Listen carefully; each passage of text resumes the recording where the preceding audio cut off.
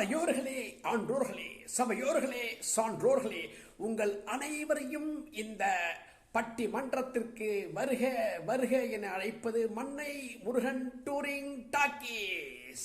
வாருங்கள், அமருங்கள், இந்த பட்டிமன்றத்தை கேட்டு மகிழுங்கள். அவசியமாக முகமூடியை அணிந்து வாருங்கள். ஓகே, முகக்கவசத்தை அணிந்து வாருங்கள். வந்திருக்கின்ற அனைவருக்கும் வணக்கத்தை தெரிவித்துக் கொள்கிறேன். அருமையான தலைப்பை கூறி எனது நண்பர் என்னை தலைமை தாங்குமாறு வேண்டிக் கொண்டார்.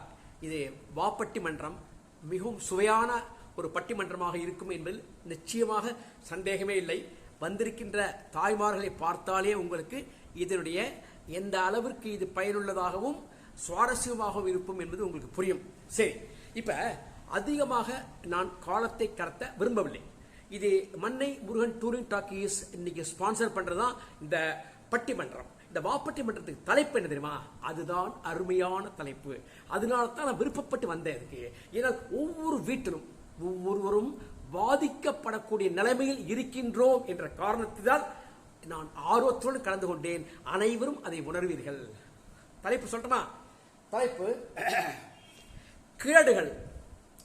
கிழடுகள் அன்று கொடுத்தது பிள்ளைகள், இன்று கொடுப்பது தொல்லைகள்.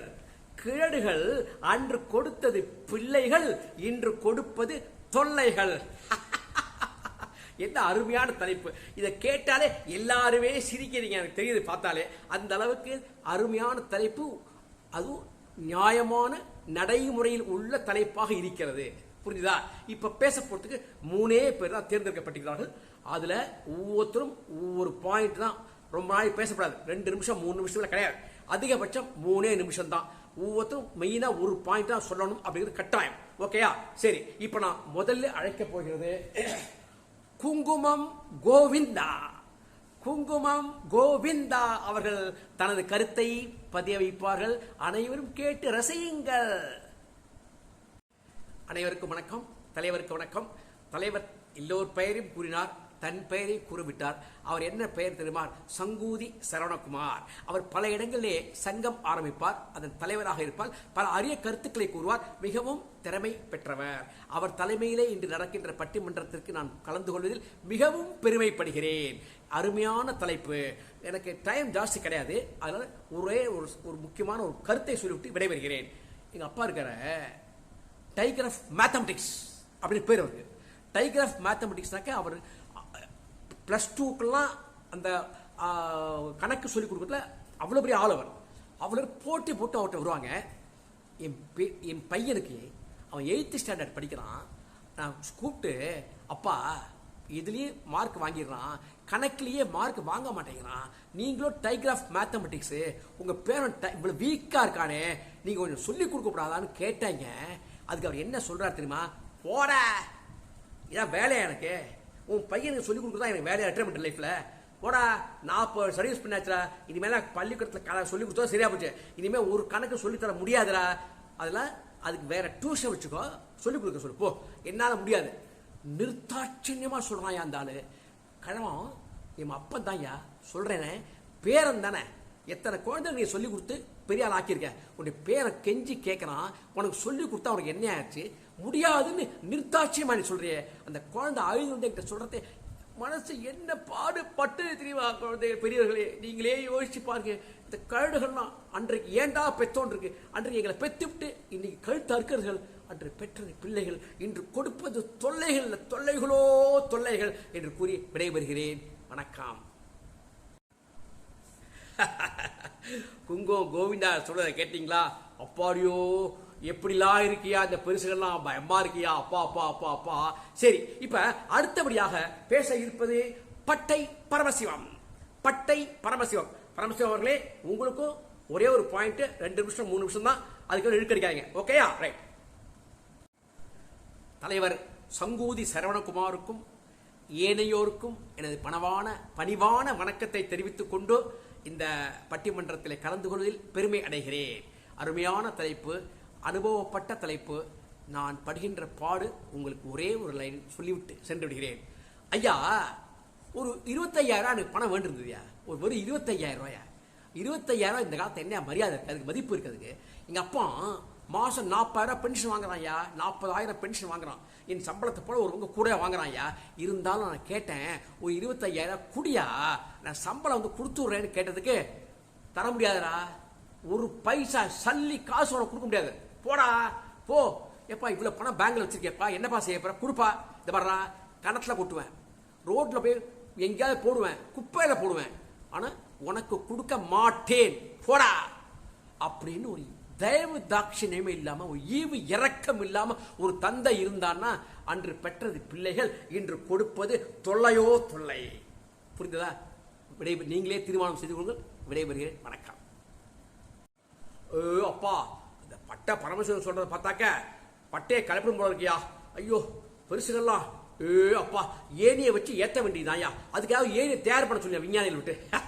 அப்பா பயமா இருக்கியா. சரி, இப்ப அடுத்தபடியாக நாம் கேட்டு ரசிக்க இருப்பது தனது கருத்தை சொல்ல வருபவர் தெம்மாங்குடி தேவராஜு. தெம்மாங்குடி தேவராஜு, வாருங்கள், உங்கள் கருத்தை கூறுங்கள். மிகவும் சிறிய லெவலில கூறிவிட்டு சென்று விடுங்கள். ஓகே. தெம்மாங்குடி தேவராஜுவின் வணக்கம் அனைவருக்கும்.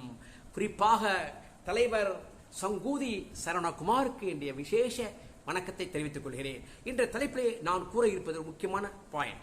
அதாவது வள்ளுவ பெருந்தகை என்ன சொல்லியிருக்காரு, நட்பை பத்தி பேசியிருக்காரு இல்லையா. உடுக்கை இழந்தவன் கை போலே ஆங்கே இடுக்கண் களைவதாம் நட்புன்னு சொல்லியிருக்காரா இல்லையா. நல்ல பாயிண்ட் இல்லையா. நான் எங்க அப்பாட்ட கேட்டேன், என் நண்பன் சகோதரிக்கு கல்யாணம் பிக்ஸ் பண்ணிருக்கான், எல்லாம் ரெடி ஆயிடுத்து, கல்யாண சமயத்துல தீர் கொடுக்க வேண்டிய பணம் வர வேண்டிய பணம் வரவில்லை, ஒருத்தர் கொடுக்கறேன்னு சொல்லி ஏமாத்திட்டு போயிட்டாரு. அப்பா ஒரு 2 லட்சம் ரூபாய் தேவைப்படுறது. அப்ப 2 லட்சமா, எங்கடா 2 லட்சம், நோட்டை நான் அடிக்க நினைச்சிட்டு இருக்கேன், என்ன கிண்டல் பண்ணாரு. நான் சொன்னேன், நீ ஒன்னும் செய்ய வேண்டாம்ப்பா, நீ எதுவுமே செய்ய வேண்டாம், நீ காசு கொடுக்க வேண்டாம், ஆனா ஒன்னே ஒண்ணு வேணும்னு கேட்டேன். என்னடா வேணும் அப்படி கேட்டாரு. இந்த வீட்டு பத்திரத்தை கொடுங்கப்பா, நான் பேங்க்ல அடமான வச்சு 2 லட்சம், அது 10 லட்சம் கூட கிடைக்கும்ப்பா லோனு, அவ்வளவு வேண்டாம்ப்பா, 2 லட்சத்தை அவனுக்கு கொடுத்து கல்யாணத்தை முடிக்கட்டும், அதுக்கப்புறமா அவன் வாங்க வேண்டிய இடத்துல வந்துருப்பா, கொடுத்துருவான்ப்பா, கொடுங்கப்பா அப்படி சொல்றேன். அதுக்கு அவர் என்ன சொன்னார் தெரியுமா, பத்திரத்தை கிழிச்சு போடுவேன், உனக்கு கொடுக்க மாட்டேன், போடா. உன் நண்பனுக்கு கல்யாணம், சகோதரி கல்யாணத்துக்கு இழிச்சான், நான் தான் அனுப்பிச்சேன், வேற ஃப்ரெண்ட் இருப்பான், அவனை அப்பான்னு போய் கேட்க சொல்லு போ அப்படின்னு ஈவு இறக்கம். ஏன்னா இவருக்கு பொண்ணு இல்லைன்னு நினைச்சிட்டு இருக்காரு இவரு. உலகத்துல எவ்வளவு பேர் கஷ்டப்படுறாங்க தெரியுமா உங்களுக்கு. இந்த கணவனுக்கு என்னங்க தெரியும், அவ்வளவு தெனாவட்டா பதில் சொல்றாங்க. இப்ப நீங்களே முடிவு பண்ணுங்க தலைவர் அவர்களே, நீங்களே நல்ல பதிலை கொடுக்குமாறு கூறிக்கொண்டு விடைபெறுகிறேன். நன்றி, வணக்கம்.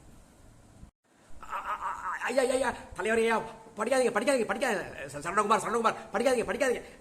சரண்டர் அப்பாட்ட சொல்லுங்க, சரண்டர் வெளில சொல்லாதீங்க,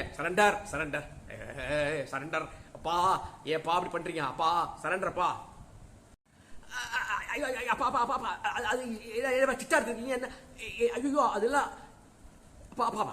வேண்டாப்பா, இதெல்லாம் அசிங்கப்பா, நமக்குள்ள இருக்க முடிச்சுக்கலாம்ப்பா. ஏப்பா இங்க கொண்டு வந்து இவ்வளவு பேர் இருக்கு, என்னப்பா ஐயா பாப்பா. சரண்டர் தலைவரே, சரண்டர் ஐயா. அப்பா ஷார்ட் அண்ட் நோட்டை கொண்டு வரீங்க, ஐயோ அப்பா அது ஐயோ அப்பா அங்க பாத்துக்கலாப்பா, அதை பார்த்துக்கிட்டு போய்க்கலாப்பா. அப்பா நான் என்னப்பா, எதுக்குப்பா இதெல்லாம், ஏதோ ஒரு பட்டிமன்றப்பா, இதெல்லாம் ஒரு சும்மா கலைஞ்சு போடுவாங்கப்பா, சிரிப்பாங்க, கை தட்டுவாங்க, போடுவாங்கப்பா, இதெல்லாம் பெரிய லெவல் கிடையாதுப்பா. என்னப்பா நீங்க அப்பா என்னப்பா அப்பா. தலைவர் சங்கூதி சரணாமரே, சரண்டர் எல்லாரும் மாதிரி நானும் சரண்டர் நோட்டை வாங்கிங்க ஐயா. அருமை நண்பர்களே, இது மன்னை முருகன் டுடே டாக்கர்ஸ் பெருமையுடன் வழங்கும் இன்றைய பட்டிமன்றம். அதுல உங்களுக்கு கதையை ஓரளவுக்கு நீங்க பாத்தீங்க இல்லையா. இப்ப நான் மன்னை முருகன் பேசுகிறேன். இப்ப கதையின் எதனால எல்லாரும் சரண்டர்னு சொல்லிட்டு போனாங்க, அவங்க அப்பாவை திட்டிட்டு போனாங்கல்ல, அப்புறம் ஏன் சரண்டர் கை காமிச்சாங்க, என்ன காரணம் நடந்து தெரியுமா. எல்லா பொண்டுகளும் கை தட்டி குளிச்சு இல்ல குதுகலிச்சதுல எல்லாரும் சிரிச்சாங்கல்ல, அப்ப ஒரு ஒரு சத்தம் கேட்கறது, என்ன சத்தம் கேட்கறது. அப்ப தலைவர் பாக்குறான், என்னது சங்கூதி சரவணகுமார் பாக்குறப்ப பாத்தீங்கன்னா 3 பெருசு வருது. 3 பெருசு வந்து என்ன பண்றது, யோ என்ன நடக்குதுங்க, யோ நீங்களா யாரியா அப்படின்னு அவர் கேட்கிறாரு. யாரு, சங்கூதி சரவணகுமார் தலைவர் கேட்கிறாப்ப. அதுக்கு 3 பெருசுகளும் என்ன சொல்றது, ஏய் எங்க மேல நீ குற்றச்சாட்டு வச்சிருக்காங்கடா என் பையங்க, அதுக்கு நான் பதில் சொல்லணும்டா. புரிஞ்ச உனக்கு? வாதம் பண்ணா பிரதிவாதம் பண்ணணுங்கிறது ரூல் இருக்கு தெரியுமா உனக்கு? உனக்கு புத்தி இருக்காடா உனக்கு? ஓ பெருசு மரியாதை குறைச்சு பேசுனா வெளில தள்ளிவிடுவேன். யாரா வெளில தள்ளுறது? என்ன ஒருத்த குற்றம் சாட்டுறான்னாக்க நான் அதுக்கு பதில் சொல்ல வேண்டாமா? இந்த வர்றா அப்படின்னு சொன்னோன்னே எல்லாருமே ஒத்துக்கக்கூடிய சூழ்நிலை தானே. ஏன்னா பெற்ற தகப்பனை பத்தி பிள்ளைகள் பப்ளிக்கா குறை சொல்றாங்க. அப்ப தகப்பன்களுக்கு தன் மேல உள்ள குறை குற்றச்சாட்டு உண்மையா பொய்யா நிரூபிக்கணும் இல்லையா? அப்பதான் ஒவ்வொரு பெருசு என்ன பண்றது, ஒன்னும் கொண்டு வருது. இது என்னது இத பாருங்க, ஒன்னும் டைரி, இந்த டைரியை கொண்டு காமிக்கிறது. டைரியை கொண்டு இந்த பா டைரி அப்படின்னு சொல்றாப்ல. டைரியை காமிச்சு அவன் சொல்றான், யாரு? குங்குமம் சொல்றாப்ல. குங்குமம் கோவிந்தா சொல்றாப்ல, என்ன டைரி அப்படி சொன்னவன் அப்புறம் சரண்டர் சரண்டர் சரண்டர்ன்றான். சரி, அடுத்தது பட்டை பரமசிவன் சொல்லலையா, அவர் அப்பா ஒரு சிட்டா அப்படின்னு ஒரு புக் இருக்கு இல்லையா, கணக்கெல்லாம் எழுதுவாங்க, அது அவர் பழக்கம் போல இருக்கு. அதை கொண்டு வந்தாப்ல.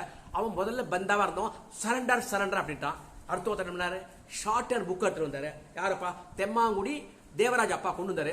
அதை பார்த்து பயந்து போய் ஐயோ ஐயோ சரண்டர் சரண்டர்னு சொல்லிட்டான். புரிஞ்சா உங்களுக்கு? அப்ப தலைவர் என்ன பண்ணாரு, அதற்கு ஒரு பதில் கூற வேண்டும் அல்லவா? அந்த பதில் கூறுவதற்கு முன் எதனால இது நடந்தது, ஏன் சரண்டர் ஆனாங்க அப்படிங்கிற விவரம் உங்களுக்கு தெரியும் இல்லையா? அங்க அதை சீக்கிரட்டா வச்சாங்க. ஏன்னால் அது பப்ளிக்கா சொல்ல வேண்டாம், கெட்ட பேர் ஆயிடுங்கிறதுக்காக பெற்றோர்களும் அதுக்கு அப்பாவும் ஒத்துன்றதுனால தலைவர் வெளியில சொல்லவில்லை. ஆனால் தலைவர் படித்து பார்த்து விட்டார். 3 படித்து பார்த்துட்டு அப்படியே 3 பெற்றோர்கள் காலி விழுந்துட்டார். என்னையா நடந்தது? இங்கதான் மண்ணை முருகனுடைய அந்த சிஐடி வேலை பண்ணிட்டு எங்க ஆட்கள் போனாங்க. என்ன நடந்தது, அந்த பேப்பர்ல என்ன இருக்குன்னு பார்த்தாங்க. இதுல என்ன நடந்தது தெரியுமா? அதாவது குங்குமம் கோவிந்தா சரண்டர் சரண்டர் சொன்ன என்ன காரணம் தெரியுமா? அந்த டைரியில போட்டிருக்கு. படிக்கிறாப்ல அப்பா, வேகமா படிக்க ஆரம்பிக்கிறாரு. எனது மகன் குங்குமம் கோவிந்தாவின் திருமணம் நிச்சயமான நிலையில் 10 நாட்களுக்கு முன்பு அவன் பெங்களூர் வேலை விஷயமாக சென்றிருந்த சமயத்தில் எனக்கு ஒரு போன் வருகிறது. அவ்வளவுதான், அவன் பயந்து போட்டான். ஐயோ அப்பா அப்பா அப்பா அப்பா அப்பா அப்பா அப்பா அப்ப சண்டாட்டான் இல்லையா? பாத்தீங்களா நீங்க? ஏன்னால் அங்க என்ன நடந்தது தெரியுமா? அப்ப இத சொல்லிட்டு இந்த அப்பா என்ன பண்றார்,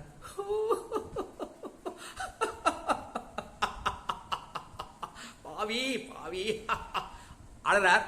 தலைவர் கேட்கிறாரு, சங்கூதி சரவணகுமார், ஏன் அழறீங்க நீங்க? நான் தான் படிச்சு பார்த்துட்டேன், எனக்கே புரியுறது. ஐயா நீ சரவணகுமார் நீ சொல்றடா, அவன் என்ன பண்ணான் தெரியுமா? எனக்கு போன் வந்தது இல்லையா, அது நடந்ததெல்லாம் அதுக்கப்புறம் சொல்ற கேட்டுங்க. அப்ப என்ன நடந்திருக்கு தெரியுமா உங்களுக்கு? அப்ப ஒரு ரெய்டு, ஒரு இன்ஸ்பெக்டர் தலைமையில ஒரு 4-5 பேர் ரைடு நடத்திருக்காங்க ஒரு லாட்ஜில். அந்த லாட்ஜில் சிக்கி கொண்டவன் இந்த குங்குமம் கோவிந்தன். ஏன் மாட்டினா குங்குமம் கோவிந்தா? என்ன காரணம் தெரியுமா? இவன் பிசினஸ் விஷயமா பெங்களூர் போயிருக்கானா? பெங்களூர் போயிருக்கிற சமயத்துல இவன் என்ன பண்ணிருக்கான், மேரேஜ் பிக்ஸ் ஆயிட்டு இருக்கு. அப்ப இவன் நண்பர்கள்லாம் சொல்லியிருக்காங்க, ஏண்டா மேரேஜ் பிக்ஸ் ஆயிட்டேமாடா? ஆமா. ரிஹர்சல் பார்க்க வேண்டாமா? ரிஹர்சலா? என்னடா ஒண்ணுமே தெரியாத அப்படி எல்கேஜி ப்ரீகேஜி புள்ள நீ, உனக்கு ஒன்றும் இப்பே தெரியல என்னத்த போடி. அப்படிதான் என் பையன் என்ன பண்ணியிருக்கான், புரிஞ்சுட்டு இருக்கான். ஓஹோ இந்த பாரு ரிஹர்சல் ஏற்பாடு பண்ணியாச்சு, ஒன்றும் வேண்டாம், ஒரு 25,000 ரூபா கொடுத்தா போதும், ரிஹர்சல் நீட்டாக உனக்கு முடிச்சு கொடுத்துட்றேன், உனக்கு கல்யாணத்தன்னைக்கு ஈஸியாக இருக்கும், எந்த பிரச்சனையும் வராது, ஹாப்பியாக நீ லீட் பண்ணலாம்டா அப்படின்னு சொல்லியிருக்கான். அப்போ இவனுக்கு கொஞ்சம் கொஞ்சம் புரிய ஆரம்பிச்சுடுத்து. சபல கேஸு. உடனே என்ன பண்ணிட்டான், சரி அப்படின்ட்டான். அப்போ அழகான ஒரு கூட்டியை கொண்டு விட்டுருக்காங்க ஐயா. ரிஹர்சல் பார்க்குறான். ரிஹர்சல் என்னையா ரிஹர்சல்? கடைசியில் என்ன ஆச்சு இவனுக்கு? அந்த ரிஹர்சல்ல இவனுக்கு 25,000 ரூபாய்க்கு லாட்ஜில் புக் பண்ணி இவன் செலவு பண்ணி தண்ணியை போட்டு சிகரெட்டை குடிச்சு இவனுக்கு இந்த குட்டிக்கு செலவு பண்ணி 25,000 ரூபாய் செலவு பண்ணிருக்காயா. என்ன அக்கிரமம் ஐயா, கல்யாண பொண்ணு அடுத்த வாரத்தை கல்யாணம் நடக்கும்போது துரோகம் பண்ணியிருக்காயா. ரிஹர்சல் பார்க்குறான், ரிஹர்சல் செருப்பால் அடிக்கிறதுல அவனுக்கு அப்படின்னு சொல்லிவிட்டு என்ன பண்ணிருக்காரு. அப்பதான் இந்த இன்ஸ்பெக்டர் என் ஃப்ரெண்டு, இந்த திக்கஸ்ட் ஃப்ரெண்ட்.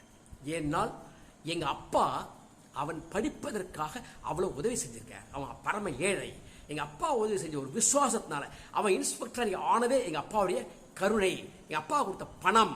அந்த விசுவாசத்துல அவன் எனக்கு போன் பண்றான், ஏய் என்னடா உன் பையன் மாட்டிட்டாடா, ஏடா என்ன எங்க மாட்டிட்டான், லாட்ஜில் மாட்டிட்டாடா, ஜோஜோ பிராத்தல் கேஸா சுஷு என்ன பண்ணுறது, டிராஃபிக் கேஸை புக் பண்ணாங்க, ஆபத்தில் அவனுக்கு ஐயோ அடுத்த வாரம் கல்யாணப்பா, அவன் விட்டுருப்பா அப்படி கெஞ்சனேன். அப்போ தான் என்ன பண்ணாரு, சரி அப்போ இந்த எஃப்ஐஆர் போடாமல் கேஸ் அமைக்கிறேன் அப்படின்னு சொல்லிட்டு மிகவும் நேர்மையான ஹானஸ்ட் ராஜ் அவன் ஹானஸ்ட் ராஜ் மிகவும் நேர்மையானவன். அவன் என்ன பண்ணான் தெரியுமா, தான் செய்த தவறுன்னு தெரிஞ்ச உடனேயே அவன் என்ன பண்ணான் தெரியுமா, வேலையை எழுதி கொடுத்து விட்டு சென்று விட்டான். இந்த பயலுக்காக இவன் ரிகர்சல் பார்க்கறதுக்கு பண்ணின துரோகம் எவ்வளவு, கல்யாணம் பண்ணிக்க பொண்ணுக்கு துரோகம், அப்பனுக்கு துரோகம், என் நண்பனுக்கு வேலையே போயிடுத்து. இவனால நேர்மையா இருக்கிறவன் நேர்மை தவறுகிற சமயத்தில் அங்கே வேலை பார்க்க முடியுமா, அவனால பார்க்க பிடிக்குமா, அவனுக்கு வேலையை எழுதி கொடுத்துட்டு போயிட்டாங்க. அப்படின்னா எந்த அளவுக்கு இவன் துரோகம் பண்ணியிருக்கான். அன்னைக்கு நான் இல்லைன்னா இவன் நிலைமை என்ன ஆயிருக்கு, கம்பி எண்ணின்னு இருப்பாயா. இன்னைக்கு கல்யாணம், நீ குழந்தை பிறந்து நீ நிற்க முடியுமா, பொண்ணுகள்லாம் உட்காந்துட்டு கேட்டுட்டு சிரிக்கிறத என்ன கிண்டல் பண்றத, என்ன நிலைமை புரிஞ்சா உங்களுக்கு அப்படின்னு சொன்ன உடனே அவன் தான் சரண்டர் சொல்லிட்டான் இல்லையா. ஏன்னா தெரிஞ்சு போச்சு, விவகாரம் தெரிஞ்சு போச்சு, எல்லாருக்கும் விவகாரம் தெரிஞ்சு போச்சு. பொண்டாட்டி வா வீட்டுக்கு வா வச்சுக்கிறேன்டா, ரிகர்சல வா வச்சுக்கிறேன், நான் ரிகர்சல் பண்றேன், அடிச்சு குத்தி எடுக்கிறேன், எப்படி வருது பார்க்க, குடல் எப்படி வந்து அன்னைக்கு ரிகர்சல் எடுக்கிறேன்டா அப்படின்னு அவன் ஆட்டம் போட ஆரம்பிச்சிட்டா. எல்லாரும் பயப்பட ஆரம்பிச்சிட்டாங்க.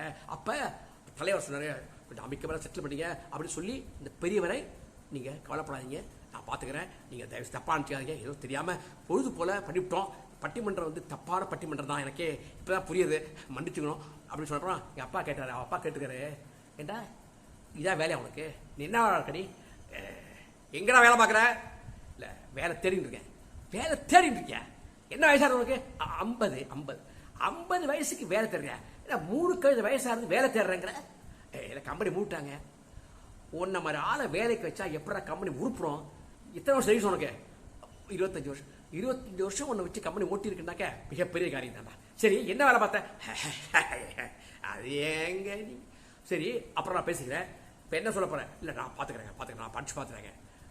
இப்போ ரசிகர்களை நீங்கள் புரிந்து கொண்டீர்களா, இந்த கதையை முதல் ஒருத்தருடைய பேச்சுக்கு அவன் அப்பா பதில் கொடுத்த பார்த்தீங்க இல்லையா. இப்போ அடுத்தபடியாக என்ன நடக்கிறது என்பதை பாருங்கள். அடுத்தது பட்டை பரமசிவம் இருக்கான் இல்லையா, அவன் தானே பணம் கேட்டிருந்தான் இல்லையா, அதுக்கு அப்பா சொல்றாரு, இது முன்னை டூரிங் டாக்கிஸை விசாரிச்சல, இப்போ நான் சொல்றதெல்லாம் நல்லா கேட்டுங்க.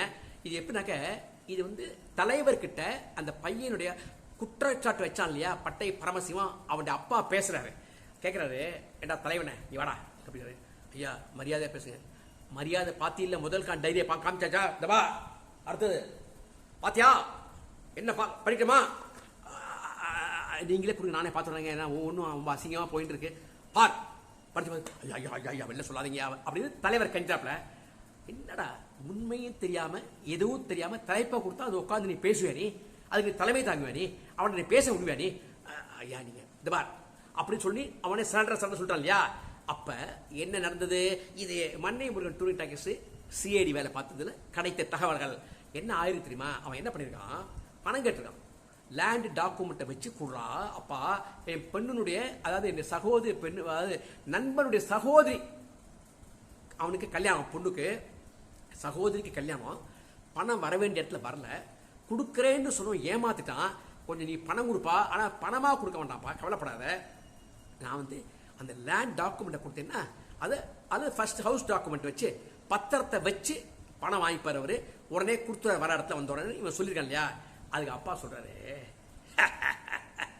ஏயா ஒரு குடிகாரம் பேச்சு விடிஞ்சா போச்சுன்னு சொல்லுவாங்க, இவன் பேச்சை நம்பி நான் டாக்குமெண்ட்டை பேங்க்ல அடமானம் வைக்கணுமா, எது என்ன நியாயம், இவன் யாரு, இவன் தோழர்கள்லாம் யாரு, ஏன் ஒருத்தனை பார்த்தாலே அடுத்தவன் லட்சணம் என்னன்னு தெரியாதா ஐயா, இவன் லட்சணம் என்னன்னு தெரியாதா எனக்கு, இவன் யாரு தெரியுமா, இவன் எல்ஐசி மாதிரி ஒரு இன்சூரன்ஸ் கம்பெனியில பிரீமியம் கலெக்ட் பண்றான் ஐயா, பிரீமியம் ஒவ்வொரு இடமா போய் கலெக்ட் பண்ணி கொண்டு வரணும், அது மாதிரி இவன் கலெக்ட் பண்ண பணம் 2 லட்சம் ரூபா, அந்த 2 லட்சம் ரூபாய் கம்பெனிக்கு அவன் கட்டிடணுமா இல்லையா, ஏன் கட்டல, கட்ட முடியாதே, எப்படி கட்ட முடியும், உனக்கு சீட்டாட்டம் இருக்கே, உனக்கு மணமகள் மன்றம்னு சொல்றியே, அதுல சீட்டாட்டம் உண்டா, ட்ரிங்க்ஸ் உண்டா, பூ உண்டா, என்ன இருக்கட்ட, பணம் போயிடுத்து, பணம் பூடுத்து, எல்லாம் இழந்தாச்சு, அவன் விட்டுருவான, எங்க விட்டாலும் விடுவான், சூதாட்ட கேஸ தோத்தால் பணம் வைக்காம விட மாட்டான்,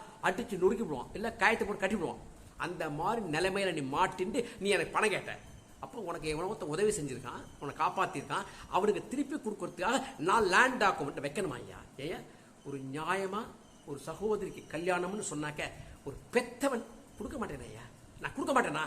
கொடுப்பேன் ஐயா. அந்த அளவுக்கு இறக்கம் இல்லாத மனுஷன் நான் கிடையாதுயா. எனக்கு இறக்கத்தன்மை இருக்கு, எனக்கு ஈரம் இருக்கியா. ஒரு பெண்ணினுடைய கல்யாணம் நிற்கப்படாதியா, அதுக்கு நான் ஒத்துக்க மாட்டேயா, செய்வேன் ஐயா.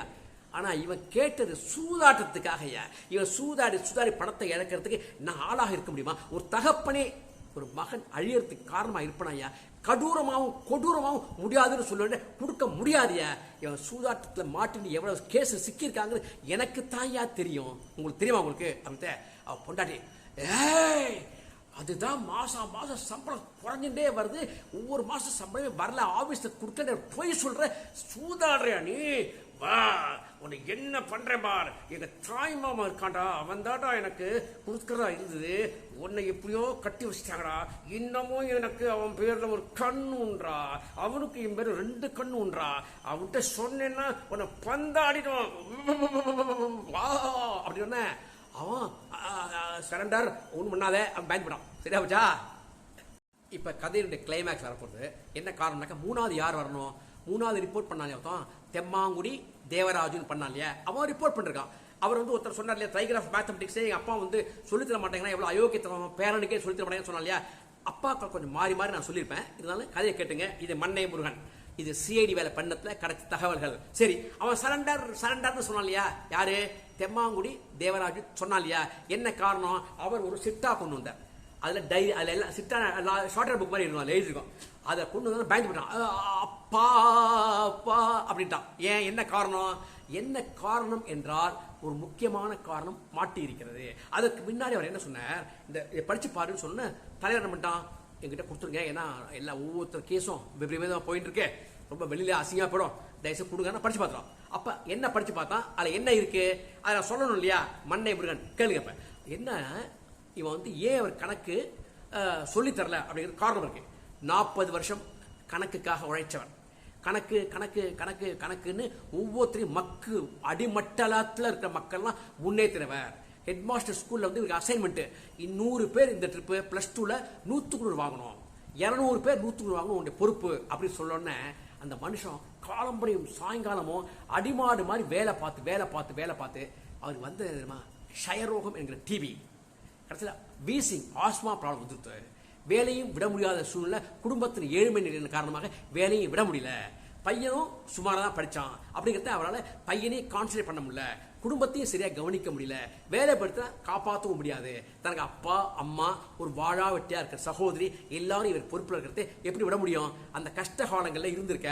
அப்பதான் இவன் என்ன பண்ணிருக்கான், தன் பையனுக்கு சொல்லிக் கொடு பேரனுக்குன்னு கேட்டோன்னே அவர் சொல்லியிருக்க, உடம்பு முடியலடா, 40 வருஷமா உழைச்சு ஓடா போயிட்டேன், வீசிங் வந்துருத்து, ஆஸ்மாலேருந்து ஷயரோகத்துன்னு எல்லாம் மாட்டின்ட்டேன்டா, தொண்டையெல்லாம் வெளிக்கிறது, பேச முடியல.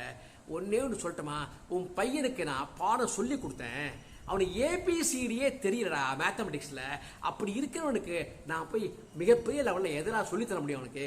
ஏண்டா a+b² a² + 2ab + b² தெரியலன்னா நான் அவனுக்கு என்னடா மேத்தமெட்டிக்ஸ் சொல்லித்தருது? சொல்லித்தரதுக்கும் சபத்தில் போய் முட்டிக்கிறதுக்கும் ஒன்று தான்டா. அவனுக்கு சொல்லித்தரத்துக்கு உயிர் போயிடும், வேண்டாம், யார்ட்டாவது நீ கொடுத்து போய் டியூஷன் வச்சுக்கூட நான் அப்படிதான் சொல்லியிருக்கேன். அப்படிதான் அவர் சொல்லியிருக்கார், இதுதான் அவர் சொன்னார், அவர் அதான் எழுதியிருக்காரு. அவர் இந்த மாதிரிலாம் இந்த மாதிரி கேட்டிருக்கான், நான் எழுதியிருக்காரு. அப்புறம் இன்னொன்று என்னன்னா, இவன் சாதாரணமானவன் அல்ல. இவன் பேர்ல, இவன் ஆபீஸ்ல வேலை பார்க்கறதே இவன் பேர்ல ஏகப்பட்ட குற்றச்சாட்டுகள் இருக்கின்றது. என்ன காரணம்னா, ஒழுங்காவே வேலை பார்க்கறது கிடையாது, எதையுமே முடிக்கிறது கிடையாதுங்கிற குற்றச்சாட்டு. ஒவ்வொரு ட்ரிப்பும் இவர் தான் போய் தன் மகனுக்காக பேசி HR மேனேஜர் பேசி குழந்தையெல்லாம் கஷ்டப்படுறது, ஏழை பார்த்து விட்டுறாதீங்கன்னு சொல்லி இவர் மூலமாகத்தான் இன்னைக்கு அவன் வேலையில் இருந்துட்டு இருக்கான். அப்படி இருக்கிறத ஒரு தகப்பனை போய் அவன் வைக்கலாமா? இன்னைக்கு என்னாலதான் அவன் வேலையை வச்சிருக்காங்க, இல்லைன்னா அவன் அப்பயே தூக்கி இருப்பாங்க. நான் டைகிராஃப் மேத்தமெட்டிக்ஸ் ஏன்னா என்னுடைய படிச்ச ஸ்டூடெண்ட் அங்கே இருக்கான், என் HR மேனேஜரா, அவனுக்கு என்ன தெரியும், அதனால தான் என் மகனுக்கு இன்னமும் வேலைக்கு வச்சுட்டு இருக்கான், ஒன்றும் தெரியலனா கூட. அப்படி கூட வெய்யலாமா அப்படின்னு எழுதியிருக்காரு. பார்த்தப்ப தான் அப்பா சண்டை அவன் சொல்லிட்டான். அப்போ ஒய்ஃப் என்னட்டா, ஓ மக்கு மடசாமி, நீ உன் பையனை பற்றி நீ பேசுற, நீனே மகா மக்கு, உனக்கு ஆப்வியஸ்லியா ஒன்றும் தெரியாது. உன் மகனை பத்தி என் பிள்ளைய பத்தி நீ குறை சொல்றியா? நீ மட சாம்பிராணி, வா உனக்கு வச்சுக்கிறேன் நீங்க அப்படின்னு அவன் ஒய்ஃப் சொல்றா. அவன் சரண்டர் சொல்லிட்டு அவன் முடிச்சுட்டான். இப்ப எல்லாம் சொல்லிட்டீங்க இல்லையா, இப்பதான் ஒரு வேடிக்கை நடக்குது பாருங்க. தலைவர் உட்காந்துருக்கான் இல்லையா, அப்போ ஒருத்தர் பெரியவர் கேட்கிறார். 3 பேர் அப்பா வந்திருக்காங்க, 3 அப்பா வந்திருக்காங்க இல்லையா. அதில் ஒருத்தர் கேட்கிறார், டா தலைவரா உன் பேருடா? எல்லாம் சொன்னாங்களே, ஓ சங்கூதி சரவணகுமார். நல்ல பேர். என்ன பண்ற? அதான் சொன்னேனே வேலை திருண்டு. ஐயோ வேலை திருண்டு இருக்கியா? 50 வயசுக்கு 8 வயசு இல்லையா? வேலை போடுத்து. ஏன் போடுத்து? கம்பெனி மூட்டான். ஏன் மூணா? இல்லை பூட்டை பூட்டான். அது தெரியுண்டா. ஏன்டா மூணா? கம்பெனி ஓடல. ஏன் ஓடல தெரியல, காம்படிஷன். ஓஹோ, எத்தனை வருஷம் சர்வீஸ் உனக்கு? 25 வருஷம் சர்வீஸ். 25 வருஷம் சர்வீஸ் இருந்திருக்கா நீ? Very good very good. சரி, இப்போ உனக்கு தீர்ப்பு என்ன எழுதப்புற? ஐயா எல்லாம் புரிஞ்சுட்டேன் ஐயா. ஐயா நீங்கெல்லாம் தான் ஐயா ஆலமரத்தினுடைய வேறியா, நாங்கெல்லாம் விழுதுகள்யா. நீங்க ஆடினா நாங்கெல்லாம் விழுந்துருவோன்னு புரிஞ்சுட்டேன்யா. தப்பான தலைப்புயா, மன்னிச்சுங்கய்யா மன்னிச்சுங்க. சரி அதெல்லாம் மன்னிச்சு விட்டேன். ஏண்டா பெற்றவங்கெல்லாம் பிள்ளைங்களை மன்னிக்காம இருப்பினாடா. நீ யார் மகன்டா? உன்னை தெரியுண்டா எனக்கு. ஏடா கூட ஆறுமுகத்து பையன் தானே நீ? ஆமாங்க, ஏடா கூட ஆறுமுகம் எனக்கு தெரியும். எனக்கு அவனுடைய பையன் தானே எனக்கு தெரியும். எனக்கு இது பார், உனக்கு ஒரு உதவி செய்ய கேட்டுக்கிறியா? ஐயா சொல்லுங்க ஐயா, நாளைக்கே நீ வேலைக்கு சேர்ந்துடலாம். சேர்றியா? ஐயா சேர்றையா? சேர்றேன். 30,000 சம்பளம் உனக்கு. 30,000? என்னடா வாயை பழக்கிற? அது மிகப்பெரிய கம்பெனிடா. இருக்கிறதுல குறைஞ்சபட்சமே அதான்டா. ஒரு நாளைக்கு 1000 தானே மிக குறைஞ்சபட்சம். ஒரு நாளைக்கு 5000 தானே அங்கே மினிமமே. 2வது மினிமம், 3வது மினிமம் 10,000டா. என்னையா சொல்றீங்க? அமெரிக்கா கம்பெனி மாதிரி. அமெரிக்கா கம்பெனியே தான்டா. அது மிகப்பெரிய பிரம்மாண்ட கம்பெனிடா. நான் உனக்கு வாங்கி தரேன். சரி, நீ 25 சர்வீஸ் பண்ணியிருக்க. நான் என் ஃப்ரெண்டுக்கு சொல்லணும். என் ஃப்ரெண்டு யார் தெரியுமா? அந்த கம்பெனியினுடைய எம்டி. புரிஞ்சுதா? ஐயா பேசாதடா. என் ஃப்ரெண்டு எம்டி தான்டா அவன். ஆனால் அவனுக்கு வயசான காரணத்தால் எம்டிங்கிற பேரில் இருக்கான வழிய பார்த்துக்கிறது யார் தெரியுமா? மகளும் மருமகனும். நல்ல வழியா அது மகாபாவிக்கு பையன் இல்லை. உங்களை மாதிரி இருந்தால் உட்படாததும் நல்ல வேலை. ஐயா அப்படிலாம் சொல்லாதீங்க ஐயா, அதான் பரவாயில்ல. சரி, உனக்கு என்ன லைனில் service, experience, sales, accounts, purchase, stores, எதிரான காஸ்டிங், எம்ஐஎஸ், எது உனக்கு இருக்கு எக்ஸ்பீரியன்ஸு? ஐயா எனக்கு எதுலையுமே கிடையாது ஐயா. ஏண்டா ஒன்றுமே கிடையாதா? 25 வருஷம் என்னடா இருந்திருக்கு நீ? தலைவரா எதில் இருந்திருக்கு? ஐயா மணமகள் மன்ற தலைவர். நாசமா போக. மணமகள் மன்ற தலைவருக்கு 25 வருஷமா நீ வேலை பார்த்துட்டு இருக்காங்க. நீ இதான் வேலை உனக்கு? ஆமா. உனக்கு வெக்கமா உனக்கு? இப்ப வெக்கப்படுறாங்க, அப்ப வெக்கப்படலைங்க.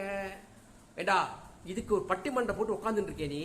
உனக்கு புத்தியில் உனக்கு குழந்தை இருக்கா? உனக்கு 2 பொண்கள், இன்னொன்று பாதி 2.5 பொண்களா இருக்கு. 2.5 பொண்களா?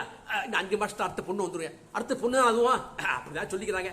அவட மகாபாவி, இப்படி இருக்கிற நீ இப்படி உட்காந்துட்டு கூத்தச்சு உட்காந்துட்டு இருக்கிறா. அவன்லாம் ஏதோ 5-10 சம்பாதிச்சுட்டு இருக்கான். நீ இப்படி இருக்கேடா நீ. ஐயா நீங்க வேலை பார்த்து போட்டு கொடுங்க ஐயா. போட்டு கொடுங்க ஐயா. போட்டு தரேன். நீ என்ன வேலை பார்ப்ப? உனக்கு ஒன்றும் தெரியாதுன்னு சொல்லிட்டு இல்லையா? ஒன்றும் தெரியாதுங்க. சொன்ன வேலையே செய்வியா? செய்யறியா? எம்டி வீட்டில் வேலை இருக்கு, செய்யறையா? பெருக்கணும் ஐயா, ஜாடு பொண்ணும் ஐயா, பொண்ணும் ஐயா, ஒட்டரை அடிக்கணும் ஐயா, செய்யறையா? ஏடா இந்த லட்சணத்துல நீ அடுத்தவங்க கேலி பண்ணி கிண்டல் பண்ணி நீ சங்கூதி சரவணகுமார் பேர் வச்சு ஊதிண்டு நீ ஆட்டம் போட்டு இருக்க. நீ ஃப்ரெண்ட்ஸோட கூத்தடிச்சுட்டு இருக்க. யாரு எப்படி உருப்படும்? தலைப்பாக உருப்படியா இருக்க? ஏண்டா நாங்க இல்லாம நீங்க எங்கடா? நீங்க இல்லாம உங்க மகனும் எங்கடா? உலகம் எங்கடா? யாரா விருட்சம்? பைத்தியக்காரா, புரிஞ்சுக்கடா. ஐயா புரிஞ்சுட்டேயா.